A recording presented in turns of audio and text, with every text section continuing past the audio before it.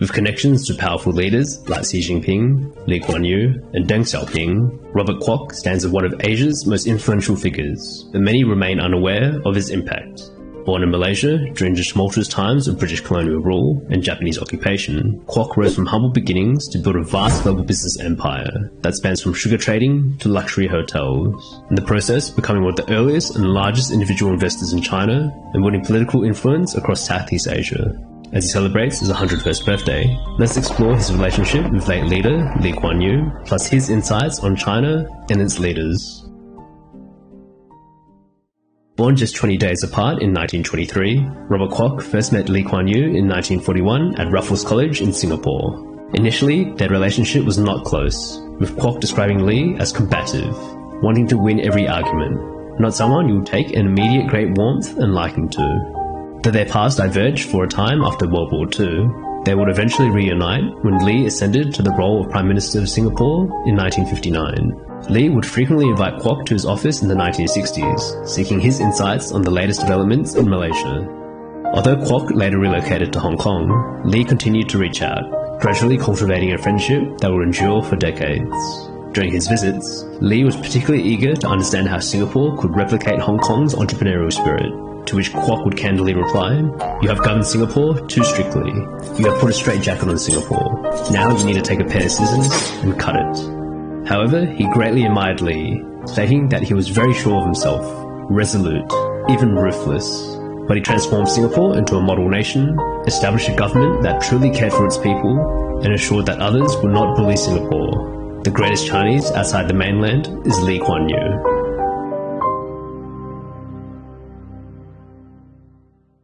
Robert Kwok's relationship with China began in his youth, profoundly influenced by harrowing stories of Japanese atrocities.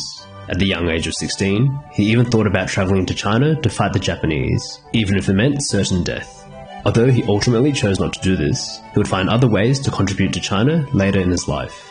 His first significant contribution came in the early 1970s, when he received an urgent call from Chinese officials during the Cultural Revolution, informing him that the country was on the brink of running out of sugar and money. Then known as the Sugar King of Asia, he quickly sourced sugar from Brazil and secured financial contracts on behalf of China. Reflecting on the situation in his memoirs, he states, "I think I handed China $2.5 million on a plate. Why? Because I love China. If you can help a nation, surely it is more satisfying for your heart and soul than just making money for yourself."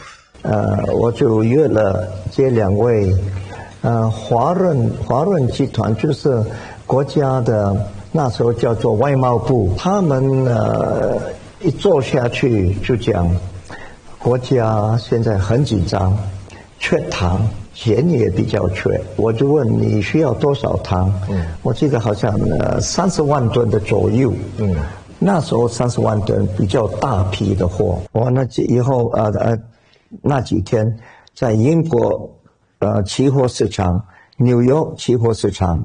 可能连巴黎白砂糖的期货也抓，行情一出呢，以后他们一签了，过了几天，全世界知道了，价格暴涨。那么这个真正市场一直涨，以后就赚了一些钱，那么华润也叫我们交给存在中国银行伦敦分行。这一点钱是多少钱啊？400-500万美元的左右。当时成功的买到了30万吨糖，是开心吗？那个时候？开心，当然开心。 His next major contribution came shortly after the Cultural Revolution. During his initial visits to China, Kwok described the nation as pitifully backwards. Yet, he was determined to demonstrate that China could achieve greatness. Despite dealing with corrupt officials and bureaucratic red tape for years, Kwok persevered and made landmark investments that will shape China's future, including the Hangzhou Hotel, Beijing Shangri-La, and the China World Trade Center. Through these strategic ventures, he emerged as one of the most successful foreign investors in China, boosting confidence among international businessmen looking to invest in the country. And his commitment did not go unnoticed. Kwok became the last person granted an official meeting with Deng Xiaoping, who wished to thank him and the overseas Chinese for contributions to China's reform and opening up. 其实呢，这张照片记录的是邓小平先生跟您的一次见面。他就讲我是我们国家非常感谢华侨对祖国的改革开放做的这么多贡献，讲这些话。他们讲今天的开放的成功是我的功劳。他讲不对，我只开了大门，把大门开了一点点，有后面人的完全推我出去。其实他也是一个非常谦虚的人，是谦虚，非常谦虚。您也是一个非常谦虚的人。没有，假如有，我是向他学的。While Kwok acknowledges that China's rapid economic growth under Deng has been remarkable, he also recognizes that it has come at a cost, with greed and moral decay infiltrating parts of society and institutions.